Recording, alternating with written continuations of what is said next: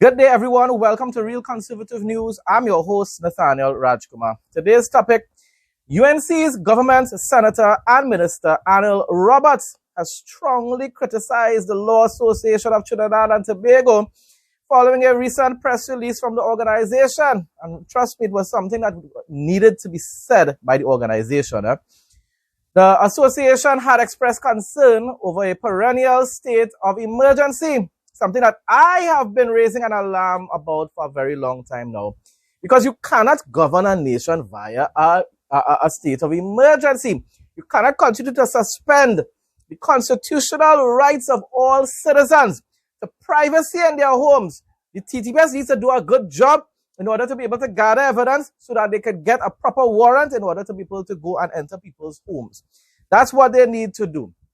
And also, people that are detained, if it is you have no evidence, if you have insufficient evidence in order to be able to charge these people, they need to be released after a certain space of time. And most of all, well, matter of fact, all these things matter. The other issue that matters a lot too is citizens' rights to peacefully protest anywhere in our country of Trinidad and Tobago. But the Queen, the new tyrant of Trinidad, says, no, you cannot go and protest anywhere near my government offices. This is the same woman that called PNM a wicked government, and rightfully so.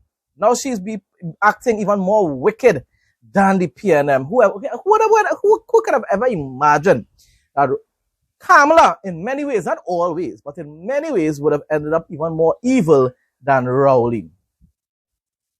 So the association had expressed concern over perennial state of emergency and limitations on the public's ability to protest, as I said. Very, very important aspect. That is part of our constitutional rights as a democracy, not an autocracy or a police state.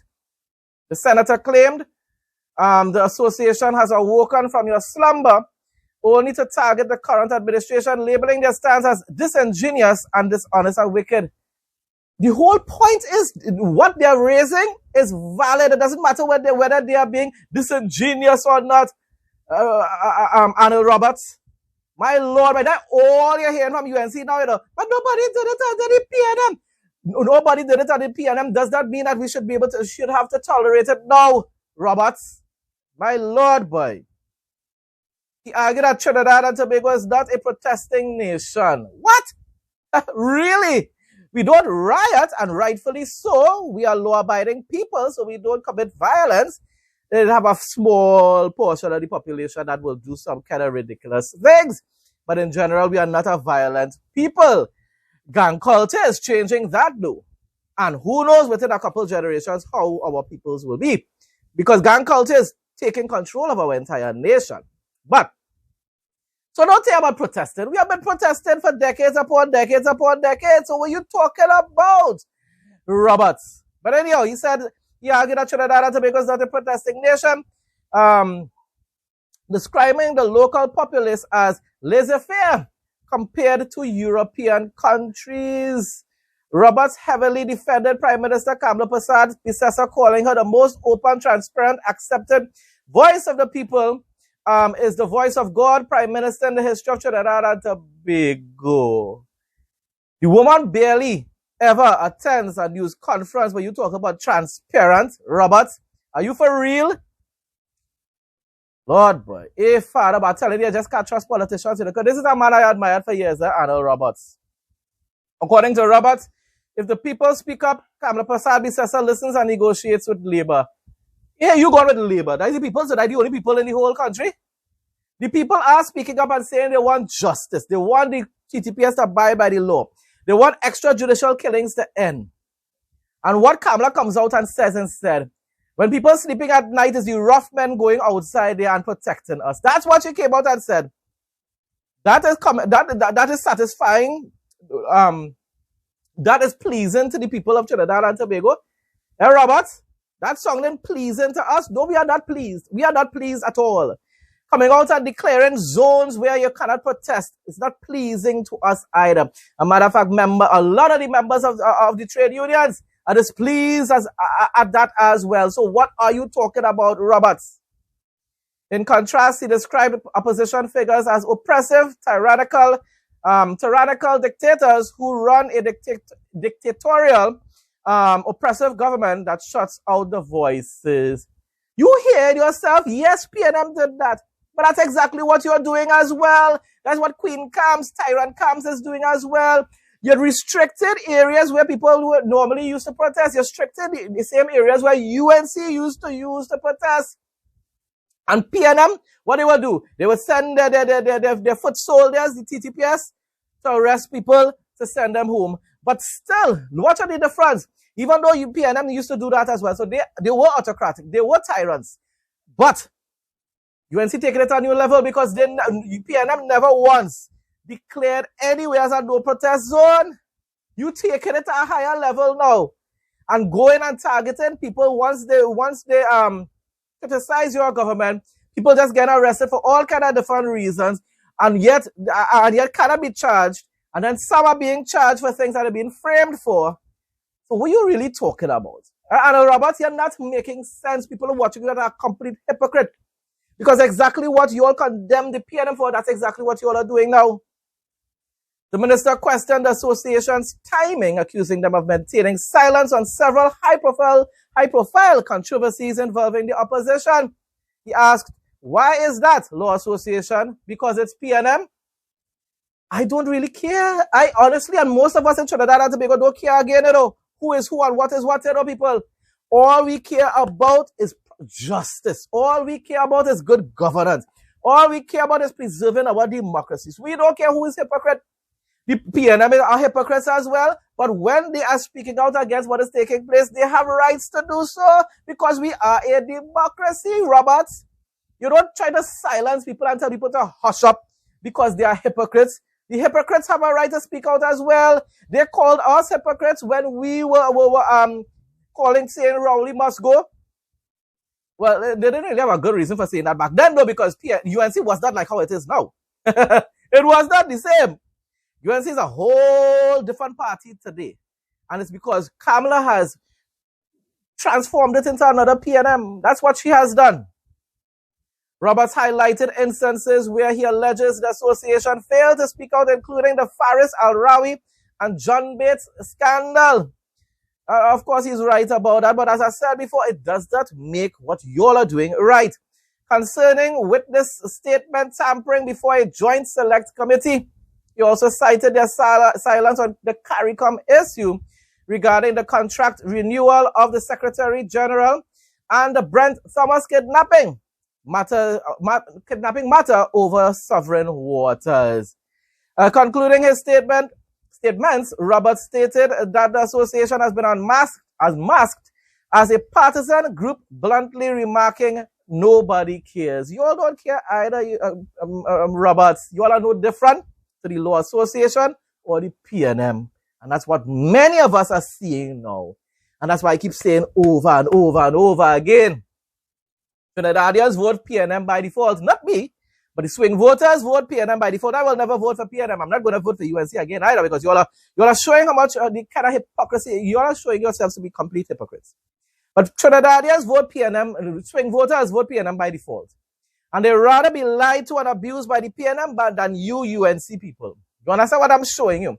You're not going to tolerate what you are doing after 2030. You will never have a chance to rule this nation again. Ever, ever, ever again. It's either people do the wise thing and vote for a new party in 2030 or they go back to the loving PNM. I will stay out of the way, J. Simple as that. I will just stay out of the way because I'm not going to be voting for UNC because of loyalty. I'm not loyal to any party. And I'm definitely not going to vote for the founder of evil and deception and lies and corruption in Trinidad and Tobago, which is the PNM. So I rather withhold my vote. If I see any candidate campaigning to be Prime Minister of Trinidad and Tobago that sounds as though I want to give them a chance, like Michaela Pandey, I will do so. But Michaela needs to step up her game. She cannot just continue just being online. You have to start to have community meetings, meet with the people, Michaela. Otherwise, you're going to be irrelevant in 2030 as well. I'm just going to read my response online as well.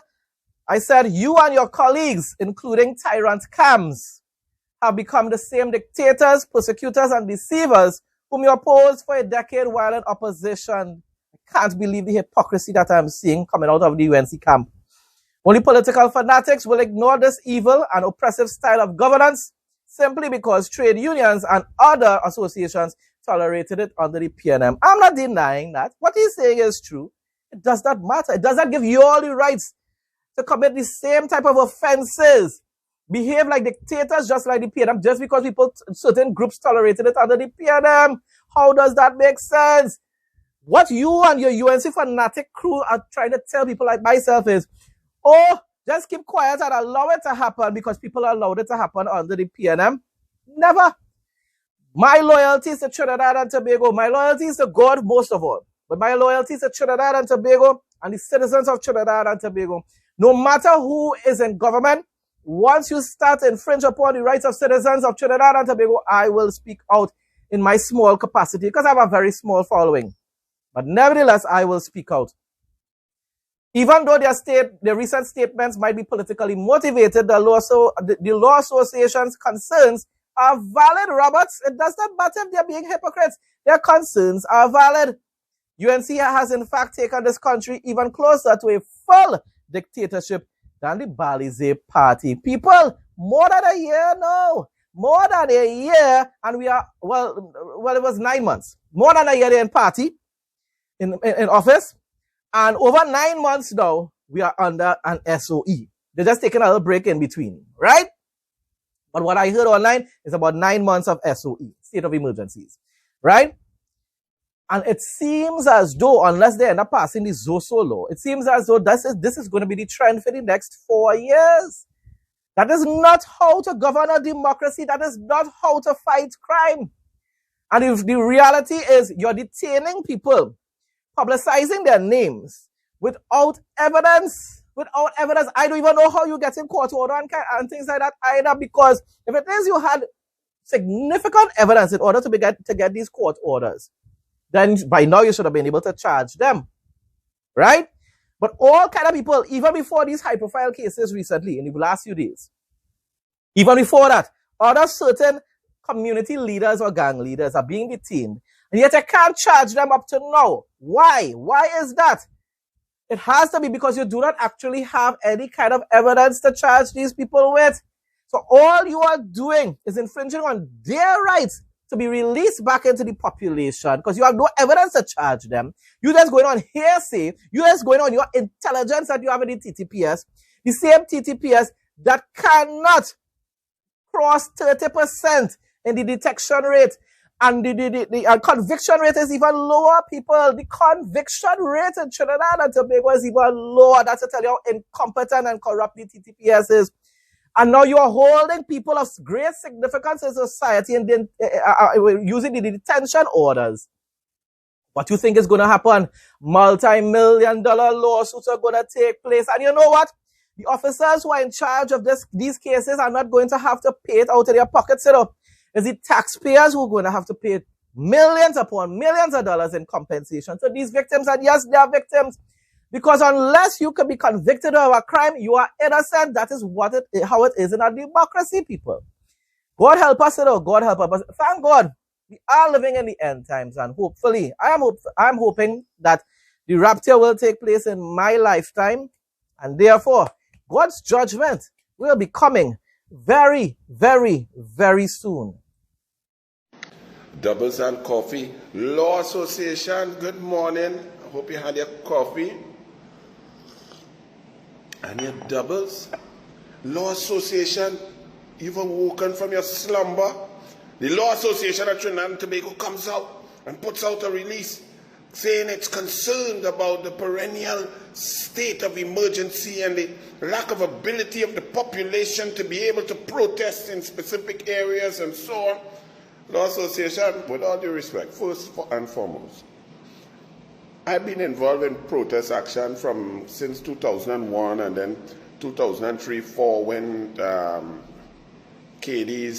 Stephen Cadiz arranged the Keith Noel 139, which was one of the most successful protests in the history of Trinidad and Tobago, right up to Chatham Smelter TGU plant where the PNM wanted to put a smelter plant with suitable old technology without scrubbers right on top people, a kilometer from where human beings were living. They send people on a plane to Brazil, to an island, and people come back, PNM people come back and say, hey, we walked around the island, there's a smelter plant, but we ain't see no cancer. So understand that. But let me tell you something. First and foremost, Trinidad and Tobago is not a protesting nation. Trinidad and Tobago, to get people, ask the boys on ground report, ask people who try to pick up and to get people to stand up and to protest. It's very difficult. It's very rare. Now, the PNM has a way that they could generate protests because they have the PNM fake news media. So they get with the cohorts and the conspirators in the PNM fake news media, like Newsday, but them gone now, Guardian Media Limited. And Guardian Media Limited, a little birdie whispering in my ear that Guardian Media is up for sale. Who going and buy that? What your share price is? Buy Guardian Media. Look, it's best they go in the Labas and buy Kobo Tutu, yes? And they used to use the Express and the 13 radio stations and generate lies in the parliament like Emailgate and try to link Section 34 and create a protest, right? But it's very difficult. How many protests people have tried to get on issues while the PNM is in government, whether it's disrespect to labor. So, Law Association, I never saw you all involved or promoting or encouraging or getting involved in civic matters and protests and so on. So how protest action in a country that's not like France or these other European countries, when the government tried to put a tax or take away a subsidy on milk, them milk farmers drive from all over France straight to the Parliament building and turn on all the truck and empty out all the milk and flood the Parliament building and its precincts with milk. They know how to protest when they put on the B outfit or the red outfit and so on.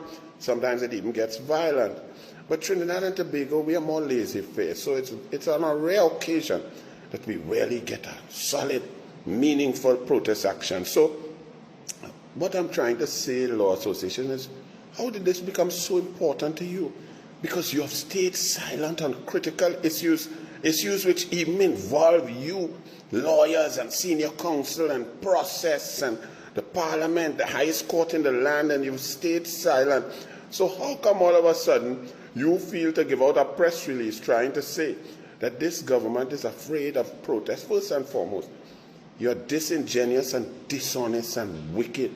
Kamla Prasad Bisesa is the open, transparent, accepted voice of the people, is the voice of God, Prime Minister in the history of Trinidad and Tobago.